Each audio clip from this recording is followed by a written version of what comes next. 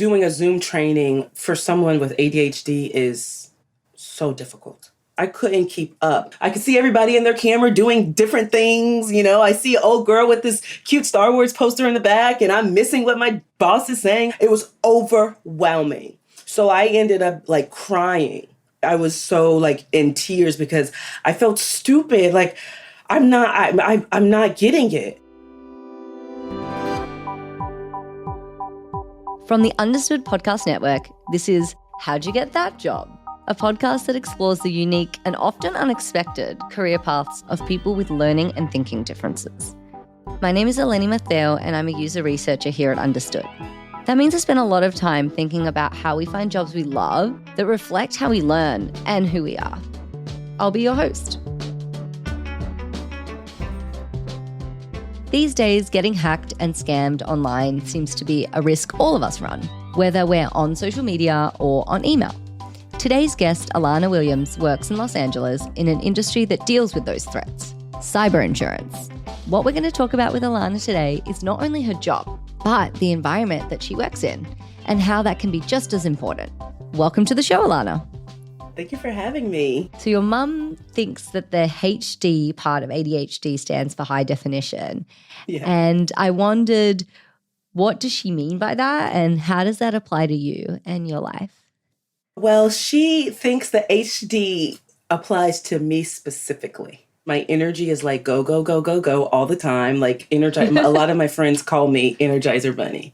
And so that's what my friends call me. Oh my God, twins. That's really funny. How does that show up for you? Like in what ways is that also related to your ADHD, do you think? I think it's pretty spot on. I think if there was going to be one person that could ever characterize you spot on, it would always be your mom, right? She's known me from the womb. And she says, even in the womb, I was constant, nonstop, like move, move, move, move, move. So much so that when she was pregnant with my brother, she thought there was something wrong with him because he didn't move. So she says from the time I was born, even in the womb, it's been high definition. I've been on 10 since day one. And that is me. That's me, I would say. My friends classify me that. I mean, everyone that I know my friends say they wish they had ADHD, this energy, like the energy that comes with it, because I don't need to drink coffee or Red Bull or any of it. I'm just ready to go at all times. That's amazing. I think the name is more warranted for you than it is for me. I'll take that. I'll take that badge of honor. Well, I love the way that you talk about that because already you're talking about it in a really positive light. You know, it gives you this energy and a lot of people are actually really envious of it, it sounds like. Mm-hmm. So, Alonna, I know you work in cyber insurance. Yes, ma'am.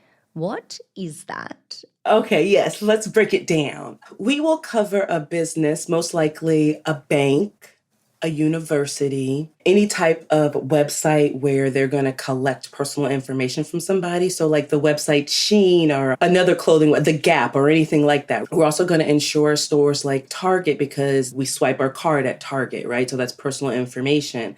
We're going to insure places like Google because, of course, they're right, huge cyber. They've got everybody's information. We're going to insure the government or whatever. And so that's what we do. And we insure them from hacks. And what that means is, for instance, we were actually on the Target hack that happened a few years ago where 1 million people's identities were exposed. We paid out on that claim. And with that claim, that means that Target had to shut down, right, their entire services. So we're going to pay them for the money that they lost for that day. We're going to pay out to the individual that lost money because a hacker, whatever they do, they can go and take your whole savings, right? That would be devastating. So we insure that as well, especially in the age that we were in with COVID.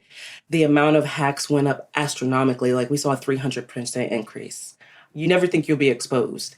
Yeah. And after COVID, the world saw how exposed we were because everyone was at home. The hackers had nothing to do. They were living their best life, right? Because everybody was online shopping. So primarily, it's definitely from being hacked. Well, there is one more thing that we do cover, like ransomware, because people will go into hack your account, right? You can get it back for a certain amount of money. So that also is a part of it too. And you mentioned a lot of organizations. What about individuals? Like, do I need cyber insurance? Is that something I should be worried about? Yes, you absolutely should be. But we do commercial insurance, cyber insurance. So you would need like a smaller one, but that is a thing, especially if you're highly exposed. Someone like Beyonce would definitely want to be protected from a cyber hack. Well, I wish I was Beyonce, but Don't we all? I tell myself I am every day. Beyonce Energizer Bunny. So we talked about what cyber insurance is, but what do you do specifically in that space? I am an underwriting assistant. So a Target would go to a broker. The broker would come to us saying, this person needs coverage. So my underwriter is the person that's going to determine how much premium is going to be based on the type of risk that it is.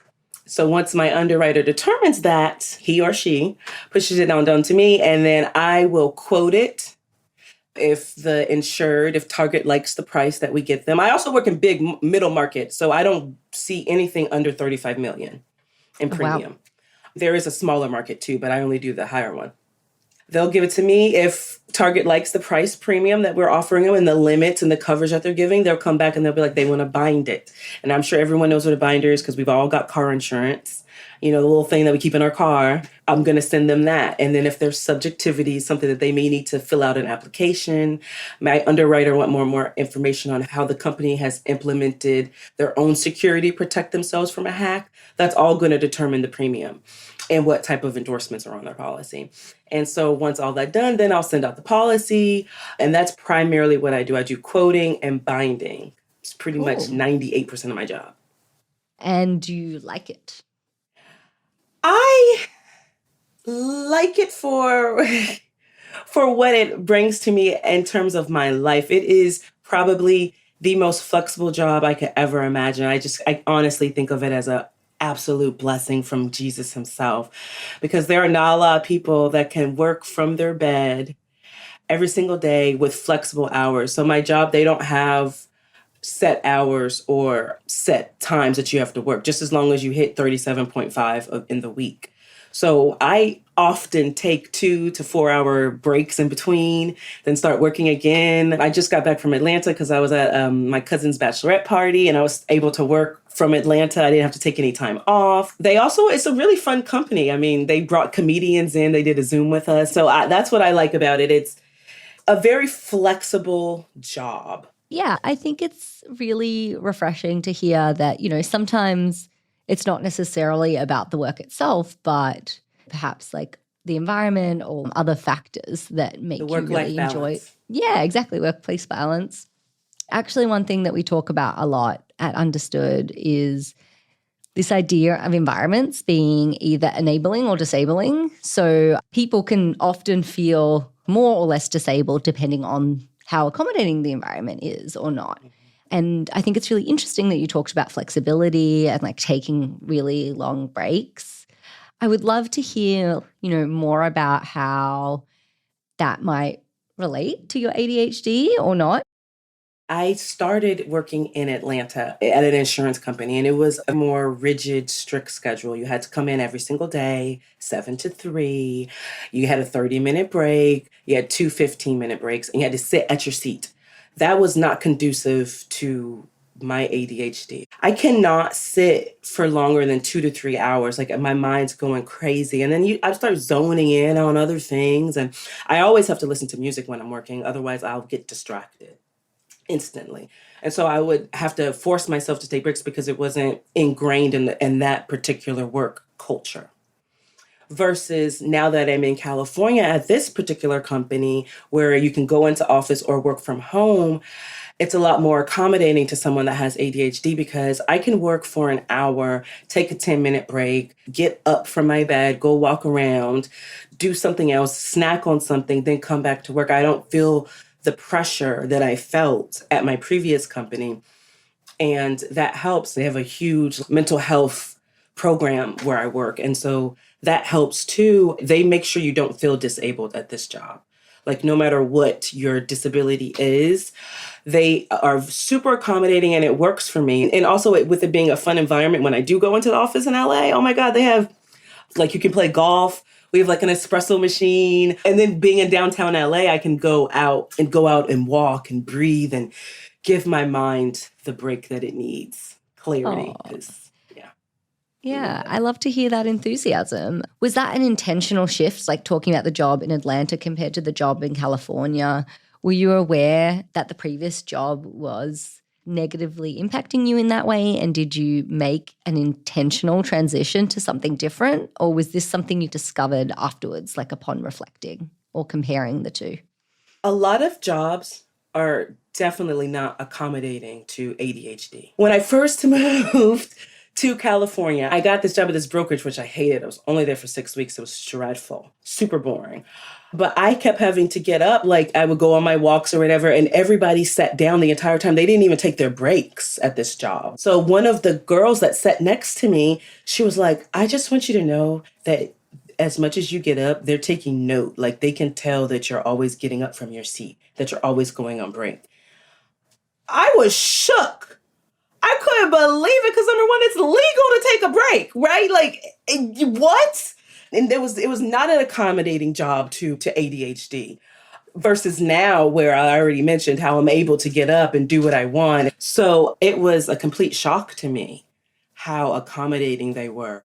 We do talk about this a lot in my research, this idea of kind of being aware of what environments work for you and don't work for you and, you know, acknowledging that not every environment works for every person. So you mentioned that you find it difficult to sit in one place. And, you know, I think being really super self-aware of that is, I guess, do you have any advice for other people with ADHD in terms of thinking about what kind of environments to look out for or, you know, what might be like helpful or accommodating for them in a workplace environment?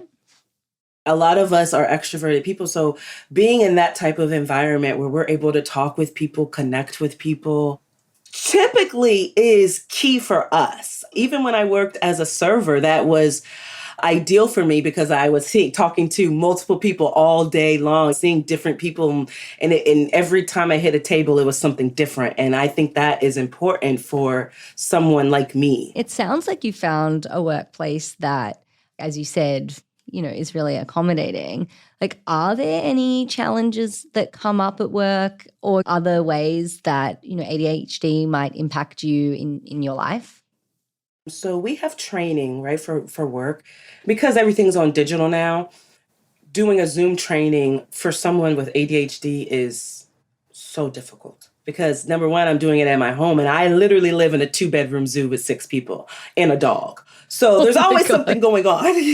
That's the price of living in LA. So we were doing this. They wanted us to take on rating as that's something that the underwriter normally does. Like, remember I was talking about how the underwriter will give the broker the premium that they want to based on the risk. They wanted to bring that task on down to us UAs. So when I say UA, I mean underwriting assistant, which is my job. And the training for that there's like 20 UAs on our team was so complex. I couldn't keep up. I mean, for one, I feel like my manager's running through it and I'm on the older side. I'm 36, right? And a lot of my team is young. So they're just out of college and fresh and they can get things. And I'm not getting that at this age. Number one. Number two, you're talking too fast. Number three, I can see everybody in their camera doing different things. You know, I see an old girl with this cute Star Wars poster in the back and I'm missing what my boss is saying about how to rate. It was overwhelming. So I ended up like crying, like I was so like in tears because I felt stupid. Like I'm not getting it. So my boss knew, like, just, oh my God, I could speak volumes of her. She could just feel it. So she IM'd me on the side and she was like, how are you doing with this? And I was like, I'm not getting this at all. I can't keep up. And she was like, don't worry about it. You and I will do a private training. And that's what we did. And I was able to get it. And so now, because she knows I can't do training that way, whenever she teaches something to the group, I just have my own separate session with her so that I can get on the same page. Yeah.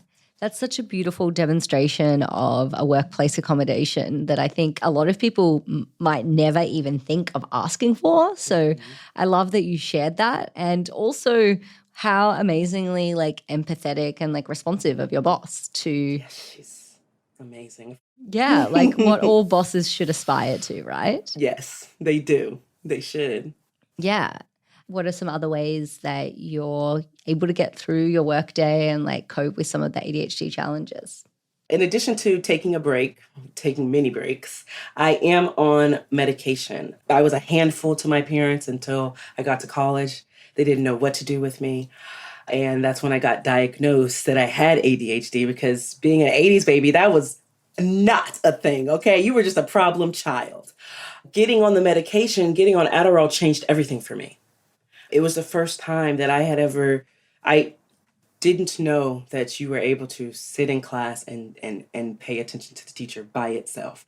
Up until that point, that was never a thing in my life. I didn't know that I could have the ability to write a 10-page paper. Seriously, before it would take me 2 weeks to write a paper because I just could never sit that long in the library and doing the research. I was busting out these papers in 2 days. That was a new thing.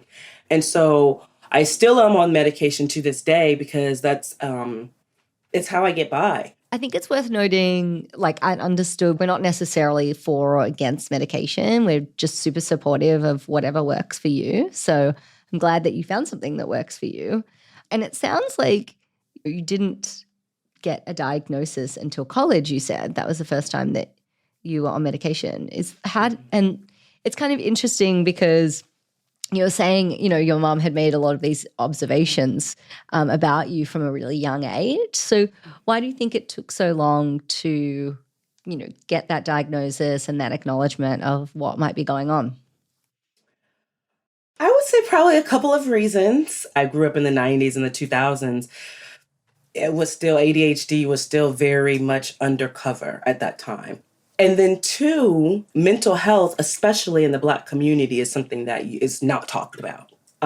So rather than seeing if maybe there was a reason why I was all over the place as a kid, it was just easier for them just to let me do my own crazy things and deal with the teacher whenever the teacher came in with some new disciplinary thing, some new plan where I had to sit in the front and whatever. So I would say that would be the two reasons, would be the delay in my diagnosis. Yeah. And do you think that's shifting at all? Definitely. Yeah. Absolutely. Like what changes have you observed like in your own community? Just the fact that we're talking about it. I mean, just the open conversation is something that was so taboo just 10 years ago. And I think that's the good thing about living now is that you just can be who you are, you know, whether it's ADHD or, I don't know, just be you, right? Yeah. You know, I think that I had imagined, you know, insurance to be not very interesting. And even the way that you're describing it, you've added this layer of excitement and made it sound really interesting. And a lot of your stories are very visceral. I think you sound like an, you know, incredibly smart and interesting person. So I hope that you see that. Keep going, just keep going. I don't have to stop. No, thank you. Seriously, thank you. This has been How'd You Get That Job, a part of the Understood Podcast Network. You can listen and subscribe to How'd You Get That Job on Apple, Spotify, or wherever you get your podcasts. And if you like what you heard today, tell someone about it. How'd You Get That Job is for you, so we want to make sure you're getting what you need. Go to u.org/thatjob to share your thoughts and to find resources from every episode. That's the letter U as in understood.org/thatjob. Do you have a learning difference and a job you're passionate about? Email us at thatjob@understood.org if you'd like to tell us how you got that job. We'd love to hear from you. As a nonprofit and social impact organization, Understood relies on the help of listeners like you to create podcasts like this one to reach and support more people in more places. We have an ambitious mission to shape the world for difference, and we welcome you to join us in achieving our goals. Learn more at understood.org/mission. How'd You Get That Job was created by Andrew Lee and is produced by Gretchen Viestra and Justin D. Wright. who also wrote our theme song. Laura Key is our editorial director at Understood. Scott Cashier is our creative director. Seth Melnick and Brianna Berry are our production directors. Thanks again for listening.